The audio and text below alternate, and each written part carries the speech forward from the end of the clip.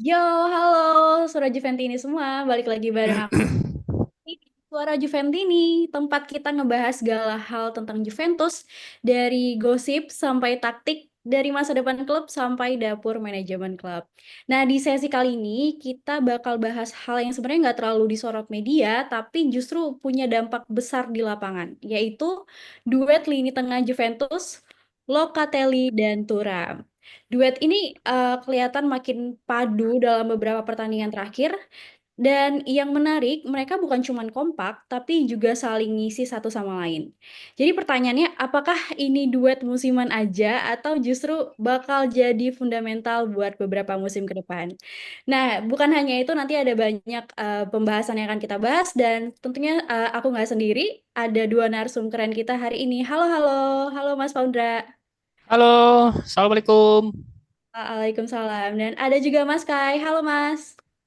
Halo, saya Kai dari tadi. Dari tadi. Oke, nah kita langsung aja ya ke pembahasan pertama. Kalau kita bedah secara fungsi nih, duet Loka Turam ini kelihatan punya peran yang saling apa ya, nutupin gitu ya. Locatelli jadi pengatur tempo dengan passing progresifnya, sementara Turam berani bawa bola dan nembus lini lawan. Tipikal ball carrier sejati ya kalau bisa dibilang. Dan dua-duanya punya daya duel yang cukup tinggi nih.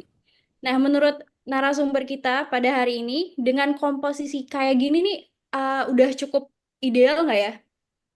Kalau dibilang duet fundamental, atau masih ada yang kurang dari mereka? Kita simak analisis dari Mas Pondra seperti apa, Mas?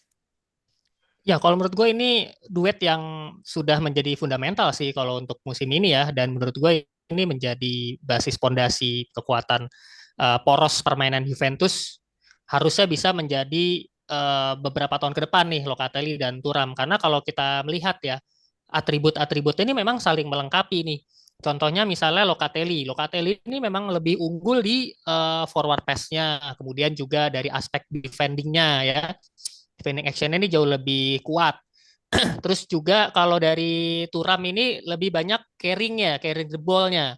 Ini lebih kuat. Jadi memang kalau kita lihat dari grafiknya ini memang kelihatan sekali saling melengkapi gitu. Yang satu aspek gelandang sebagai gelandang bertahan dia aspek atribut defensifnya oke banget, tackling bolanya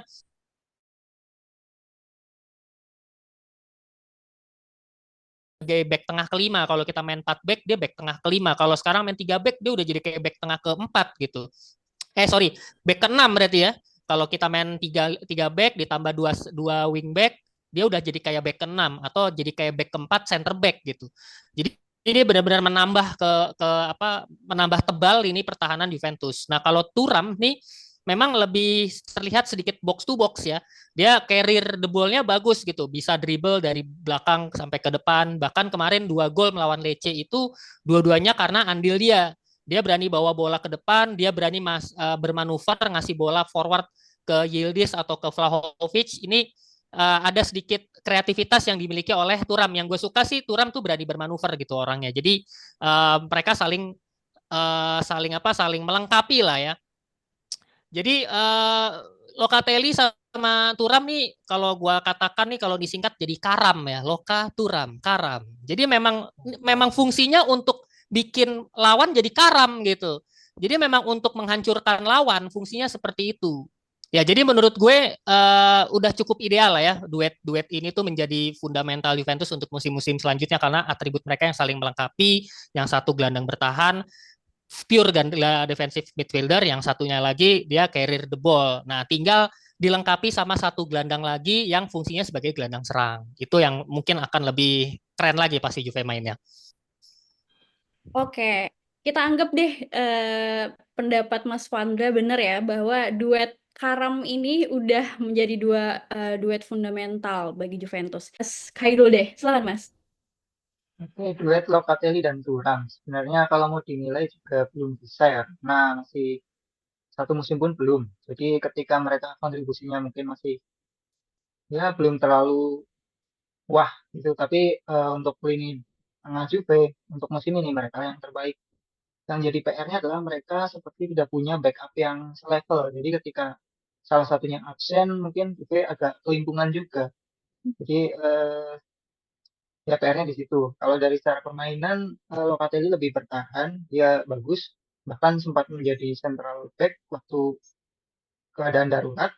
Sementara Thuram itu lebih ke sisi ofensifnya.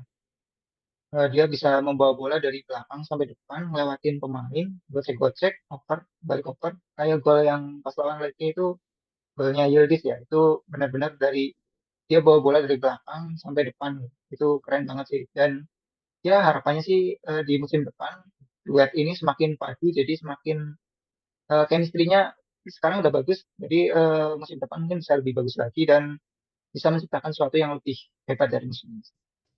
Oke, Mas Kay berarti cukup puas ya, tapi ada catatan nggak ada backup yang setara dengan mereka.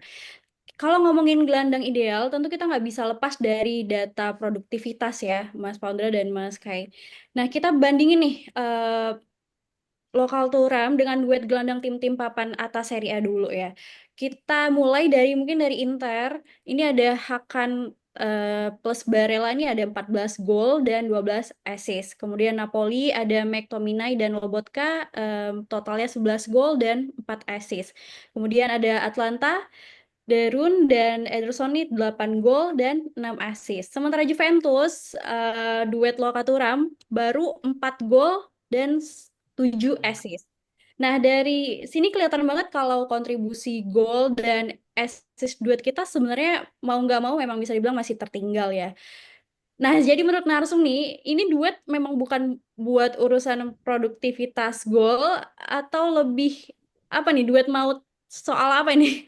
Atau mungkin kestabilan lini tengah atau justru jangan-jangan ini sinyal Juventus untuk tambah gelandang lagi yang bisa lebih agresif bantu serangan seperti yang tadi Mas Paundra sempat singgung Hmm. ya. Kita langsung ke Mas Paundra mungkin. Ya, seperti yang tadi gue sampaikan ya. Jadi memang duet ini tuh adalah duet karam, Loka Thuram, karena memang fungsinya untuk menghajar lawan gitu. Locatelli atributnya defensive midfielder banget, sementara Thuram ini juga merebut bolanya bagus gitu. Kemarin lawan Lecce, lawan Genoa tuh bola baru sampai di tengah udah langsung dirap-rapin tuh gelandang-gelandangnya Roma, gelandang-gelandangnya Lecce udah langsung dirap ya, di press tuh sama Thuram. Thuram bola lepas dikit sama dia di Uber, coverage-nya juga bagus. Jadi memang dua dua gelandang ini fungsinya memang untuk itu, untuk menghancur serangan lawan dan untuk menyetabilkan, menyeimbangkan. Benar tadi Sekar udah sampein, untuk menyeimbangkan lini tengah gitu. Nah, sementara kalau tadi dibandingkan dengan Inter dan Napoli, menurut gue ini agak kurang apple to apple karena Calhanoglu nih gaya mainnya agak lebih sedikit menyerang. Barella juga sama ya. Calhanoglu ini aslinya memang dia gelandang serang gitu, attacking midfielder. Ketika di Inter dia dimainkan sebagai role-nya sebagai di playing midfielder. Jadi memang agak sedikit bertahan, agak sedikit mundur. Tapi bagaimanapun dia nalurinya tuh naluri menyerang, makanya dia cukup produktif kan bisa sampai 11 gol. Sementara Barella lebih banyak ngasih umpan, 8 assist dia bikin apa namanya bikin asisnya gitu ya. Nah, kalau Napoli di sini ada McTominay sama Lobotka. Lobotka memang dia defensive midfielder, dia gelandang bertahan sama seperti Locatelli. Tapi McTominay-nya nih gelandang nomor 8. Gelandang nomor 8 nih artinya gelandang yang memang memiliki naluri mencetak gol lebih tinggi gitu dibanding temennya nih yang sebagai gelandang bertahan. Artinya kalau kita lihat statistiknya, Tomine ini sudah mencetak 11 gol dibandingkan Lobotka. Lobotka nggak pernah golin sama sekali, dia baru 2 assist saja gitu ya. Jadi McTominay ini menurut gue memang dia punya naluri mencetak gol yang cukup tinggi sehingga ketika diduetkan bersama Lobotka menjadi sebuah memiliki produktivitas yang cukup baik. Nah, yang agak sedikit bisa diperbandingkan itu adalah duetnya Derun dan Ederson. Karena Derun ini sama Ederson atributnya sama nih, dua-duanya sama gelandang bertahan. Makanya hasil statistiknya tidak berbeda jauh, 8 gol dan 6 assist. Juventus 4 gol dan 7 assist. Gak beda-beda jauh lah ya. Secara gol mungkin agak ya beda 50%, tapi beda setengahnya. Tapi kalau dari segi assist Juve masih sedikit lebih banyak. Karena memang gayanya dua-duanya sama-sama gelandang bertahan. Derun gelandang bertahan, Ederson juga gelandang bertahan, Locatelli gelandang bertahan, Thuram gelandang murni. Dibilang bertahan enggak, dibilang nyerang banget juga enggak. Kalau kita bandingkan dengan statistiknya Thuram bersama Lille musim lalu, dia juga jarang nyetak gol memang fungsinya. Hanya 1 gol 1 assist kalau nggak salah di musim lalu. Jadi memang memang skill setnya dia itu memang bukan untuk mencetak gol, bukan untuk produktivitas. That's why makanya kita perlu satu gelandang lagi yang berperan sebagai nomor 8. Gelandang yang memang harus rajin berada di kotak penalti lawan dan rajin mencetak gol. Nah, gelandang itu sebenarnya kita harapkan dari Koopmeiners gitu. Koopmeiners ini datang ke Juve dengan nomor punggung 8 yang di Atalanta musim lalu dia mencetak banyak gol. Harapannya Koopmeiners bisa memenuhi celah itu ketika double pivot ya, Locatelli sama Thuram nih double pivot nih. Dia bermain di depan back, gelandang yang bermain di depan back. Satu back diplot sebagai gelandang bertahan, melindungi pertahanan, satu gelandang Thuram dia yang ngebawa bolanya, nge-build up, bantuin build up untuk bolanya bisa sampai ke depan. Nah, di depan itu harusnya ada tugasnya Koopmeiners, gelandang serang bersama Vlahovic, bersama 2 pemain sayap.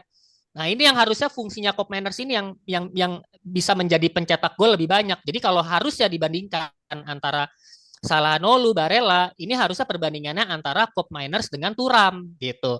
Atau kalau McTominay dan si siapa Lobotka harusnya perbandingannya Koopmeiners dengan Locatelli, harusnya seperti itu.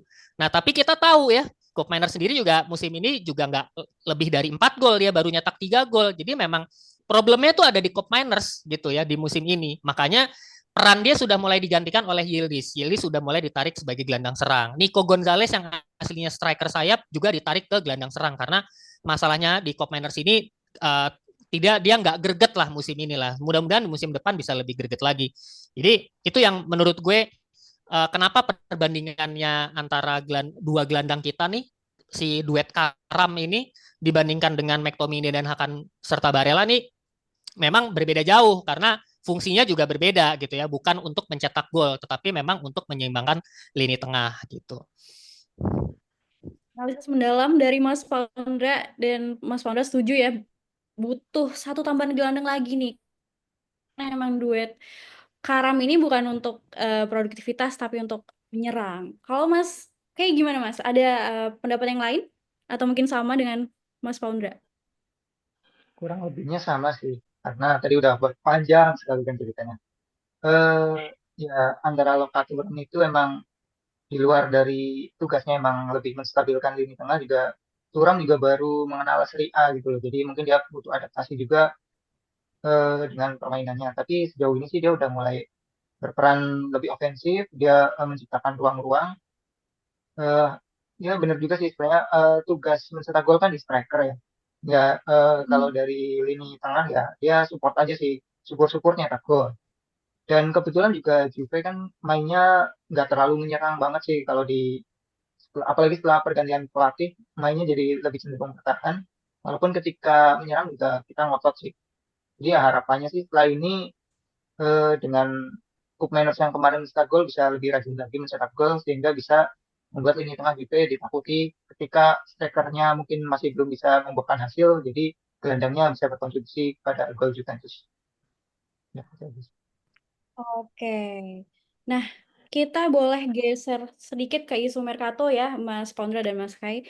Ini Juventus kayaknya makin rajin kumpulin pemain Italia muda ya. Menurut laporan La Gazzetta, ada 2 nama yang masuk radar, yaitu Giovanni Leoni, berusia 18 tahun dari Parma, dan ada Pietro Comuzzo, 20 tahun dari Fiorentina. Nah, dengan adanya kerajinan Juventus untuk mengumpulkan pemain Italia muda ini, gimana kira-kira pendapat narasumber soal langkah Juventus yang nyari bek muda belia dari klub lain? Dari Mas Kai, boleh silakan Mas. Oke, sebenarnya mengumpulkan pemain muda dari Italia itu mungkin sebuah filosofi ya. Juventus itu kan dulu terkenal dengan Juvetalia, jadi hampir 100, ya nggak sampai 100, 80% itu pemain. Bahkan di Piala Dunia 2006 itu pemain Italia banyak banget dari Juve ketika kita merengkuh Piala Dunia. Jadi mungkin dengan faktor sejarah itu mungkin Juve pengen mengembalikan identitas Juventus yang Italia. Jadi mungkin dengan itu manajemen pun mencari bakat-bakat dari Italia untuk di bergabung dengan Juventus dan pak ya ini ya dengan umur yang masih muda sih diharapkan harganya juga nggak mahal sih. Jadi sesuai dengan tugas dari manajemen Juve untuk menstabilkan keuangan Juventus tidak hijau. Ada faktor histori dan juga keuangan ya, Mas Kai. Kalau dari Mas Paundra gimana, Mas? Gue sih selalu setuju ya kalau yang namanya Juve tuh ngincer pemain-pemain Italia. Bener tadi filosofi ya terkait filosofi Juventus atau DNA. Memang Hmm. Juventus itu menjadi salah satu tim yang bukan salah satu sih, tapi memang tim yang paling banyak dari dulu menyumbang pemain ke tim nasional Italia gitu. Jadi nyawanya timnas Italia itu sebenarnya memang ada Juventus. Kenapa sekarang timnas Italia juga lagi nggak terlalu bagus-bagus amat ya? Karena memang pemain Juventusnya nggak banyak pemain Italia gitu dan pemain Juventusnya sendiri skuadnya juga lagi sorry performanya juga lagi jeblok gitu. Kita punya Gatti, kita punya Cambiaso, kita punya Di Gregorio. Ini pemain-pemain yang masih muda. Uh, Juve juga belum Scudetto dalam 5 musim terakhir. Jadi belum dipercaya ya. Bahkan Locatelli aja nggak dipanggil timnas gitu kan aneh banget ya. Gelandang andalan Juventus, Italia tapi nggak dipanggil timnas. Dia kalah sama beberapa gelandang kayak bahkan sama Samuel Ricci aja nggak dipanggil gitu kalah gitu sama gelandangnya Torino. Jadi ini agak-agak aneh sebetulnya pemandangan ini. Jadi di timnas Italia sekarang tuh hanya ada 2 atau 3 pemain Juve aja yang reguler dipanggil. Cambiaso sih yang paling sering dipanggil ya.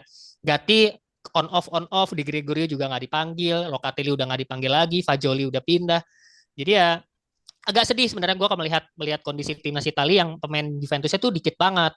Nah makanya ketika setiap setiap ada isu Mercato siapapun itu selama dia datang dari Italia, memang gue selalu memberikan lampu hijau, gue selalu setuju gitu karena memang memang emang cocoknya Juventus sama pemain-pemain Italia gitu ya, terutama lini belakang di Gregorio kiper, kemudian center back, back kanan, back kiri, ini memang harus kita kembalikan lagi ke kitahnya, asik kitahnya. Kembalikan lagi ke gayanya Juventus yang memang memiliki lini pertahanan yang kuat. Lini pertahanan yang kuat itu memang harus dibangun sama pemain-pemain dari Italia yang punya filosofi Catenaccio itu kan Italia, bukan Brasil. Makanya kemarin ketika kita dipegang sama Bremer, Danilo, Alexandro, ya kebobolannya banyak karena gaya mainnya Brasil kan memang bukan bertahan gitu.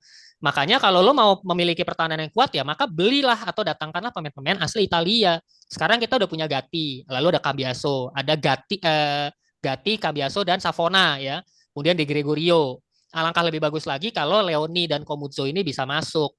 Mungkin salah satu aja lah ya, salah satu bisa didatangkan dan menurut gue Rugani itu bisa dikembalikan lagi karena Rugani itu pemain senior daripada Facundo Gonzalez sih gue agak kurang kurang pas ya. Tapi kalau Rugani ini kan dia udah senior, udah lama, bisa jadi abang-abangannya Juventus lah. Main-main cadangan gitu ya, tim-tim kayak Empoli, lawan Genoa itu kan dia bisa main tuh Rugani itu. Jadi kita nggak memasang Kelly lagi gitu ya. Jadi menurut gue akan menjadi salah satu aspek suatu hal yang menarik kalau Juve bisa mendatangkan Leoni dan Komuzzo. Komuzzo sendiri juga performanya cukup bagus ya di Fiorentina ya. Dia udah baru 20 tahun tapi tampil reguler di Fiorentina gitu. Jadi biasanya sih Viola Mart nih nggak jarang gagal ya. Mungkin so far Vlahovic juga bisa dibilang kan nggak gagal-gagal banget tapi hanya kurang memenuhi ekspektasi gitu. Kita bayar bayar mahal tapi golnya kurang banyak. Chiesa juga so far oke, Bernardeschi oke, beberapa pemain dari Viola Mart nih cukup oke lah. Chiellini juga salah satu apa namanya contoh pemain muda Italia yang dibeli dari Fiorentina tuh juga dulunya kan Giorgio Chiellini salah satunya.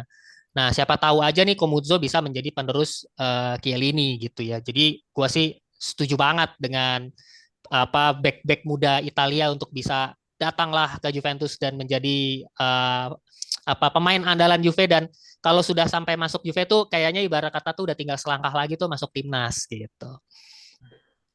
Oke, mungkin tadi ya, mungkin udah disebutin beberapa positif aspek yang dari Leoni maupun Komuzo ya dari Mas Paundra dan Mas Kay. Tapi kalau kita lebih spesifik Oh, fokus, sorry, satu tambahan, Soliskar. gimana Mas? Ada aspek negatif yang belum gua sampaikan.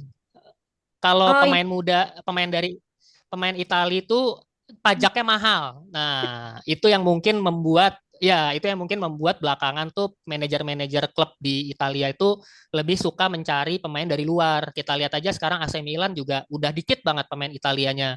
Juventus juga udah mulai sedikit. Atalanta juga sedikit, Napoli sedikit, Lazio sedikit. Jadi nggak yang banyak pemain Italia itu justru sekarang tuh Inter Milan sama beberapa tim-tim mediocre karena pajaknya kalau nggak salah tuh cukup mahal gitu. Jadi banyak tim-tim besar Italia itu akhirnya jadi malas untuk ngerekrut pemain-pemain dari Italia. Jadi itu minusnya lagi-lagi ke aspek keuangan. Jadi itu gue nggak tahu Giuntoli apakah akan mau menerima pemain Italia yang pajaknya mahal ini. Ya kita lihat aja. nah ini nyambung sama dengan aspek negatif yang Mas bilang tadi kan, ada aspek negatif dari pemain Italia pajaknya mahal nih. Nah, tapi Hmm. kan kita juga di Juventus punya stok center back muda dan senior juga yang lagi dipinjamin ke klub lain ya Mas. Ada Facundo Gonzalo, terus Rugani di Ajax. Nah, kita mungkin bisa lebih spesifik ke dua pemain yang tadi, ada Leoni dan Cormuzo ya. Kalau udah punya stok kayak gitu, Juventus, apa sih istimewanya Leoni dan Cormuzo sampai Juventus merasa perlu nambah lagi nih? Mungkin dari balik lagi ke Mas Kai, silakan Mas. Nah, kalau kita lihat mungkin apa ya? Mungkin faktor di Serie A-nya juga sih karena Komso dan back itu satu lagi udah terbukti main di Serie A dan hasilnya bagus. Sementara yang dipinjamkan itu mungkin bagi manajemen mungkin masih agak kurang kali ya. Jadinya bahkan Facundo Gonzalez juga dipinjamkan nggak terlalu banyak menit mainnya. Cuma Rugani yang di Ajax yang masih jadi andalannya Ajax. Ya kalau Rugani balik pun ini nggak masalah sih. Cuma mungkin ya tadi seperti yang pertama kali dibahas sama Mas Paundra, salah satu dari back itu buat jadi tambahan oke sih. Oke. Nah, kalau Mas Paundra mungkin ada tambahan untuk yang Leoni. Tadi Komuzo udah cukup banyak ya, Mas? Leoni menurut gua nggak dulu sih karena masih terlalu muda ya. Meskipun pesaingnya Inter Milan nih. Kita takut kayak waktu ke apa gagal dapetin Bastoni ya. Gue lupa ya Bastoni pernah diincar sama Juve atau enggak ya. Tapi jangan sampai nyesel sih. Kalau memang harus pilih salah satu lah kalau kalau menurut gue ya antara Leoni dan Komuzzo gitu. Karena kalau dua-duanya pemain muda kita datengin ya kitanya juga nggak maju-maju kan, kita juga butuh pemain senior gitu meskipun sudah ada Bremer dan Gatti. Nah sebenarnya gue lebih suka salah satu aja antara Komuzzo atau Leoni. Komuzzo sudah lebih berpengalaman bermain di Serie A, di Fiorentina sudah cukup bagus. Kalau Leoni kita belum belum apa ya, belum ngerasa ada, ya bisa dibilang kita juga baru dengar musim ini kan Leoni kan. Ini Leoni kayak penyanyi trio kuek kuek ya dulu ya namanya ya. Leoni. Jadi kalau menurut gua agak, kalau kalau gue malah ngelihatnya lebih ke si Del Prato ya, pemain Parma. Ada back tengahnya Parma itu Del Prato namanya. Itu menurut gue malah jauh lebih kompeten dan agak sedikit lebih lebih tua ya, 25 tahun umurnya. Jadi sedikit lebih matang. Harusnya Juve mencari pemain-pemain yang sudah cukup matang gitu. Kita kan udah punya Bremer usianya 26, 27, Gatti juga 25, Cambiaso juga udah jalan 24, 25. Jadi ini kita nyari Komutsu 20 tahun lah, oke lah untuk bisa nge-backup. Nah, kita butuh satu back senior sebenarnya. Makanya gue berharap tadi udah sempat gue sampaikan tuh Rugani untuk bisa masuk daripada Facundo Gonzalez nih pemain muda lagi dan bukan Itali ya. Jadi menurut gue Facundo Gonzalez sih bisa dilepas aja. Bahkan di tim pinjaman di sana juga mereka nggak apa mainnya juga nggak bagus-bagus amat juga si Facundo nih. Nah kalau Rugani kita udah tahu lah kualitasnya Rugani itu seperti apa di Juventus. Itu aja gue termasuk kaget sebenarnya musim ini dia dipinjemin ke Ajax gitu kan. Padahal nih harusnya bisa jadi abang-abangannya Juventus, jadi pemain senior, malah dibuang ke Ajax gitu. Gue nggak tahu nih ada memang emang agak nggak jelas nih strategi transfernya si Juntoli nih. Ya, kali kalau tadi harapannya sih gue lebih berharap Rugani yang dipertahankan, Komuzzo bisa datang gitu. Nah, oke, tentunya teman-teman event ini yang nonton saat ini juga pasti punya komentar yang mungkin berbeda dari Mas Kai ataupun Mas Paunda ya. Jadi jangan lupa tentunya komen di video kita. Kita akan diskusi, biasanya akan diskusi di komentar-komentar tersebut. Nah, jangan lupa juga untuk like, subscribe, dan teman-teman juga bisa join membership di Suara Juventini untuk mendapatkan kesempatan menjadi narsum kita di next video. Oke, terima kasih Mas Paunda dan Mas Kai yang sudah menjadi narasumber hari ini. Dan terima kasih juga teman-teman Suara Juventini yang udah nonton dari awal sampai akhir. Finola Fine. Forza Forza Juve! Juve!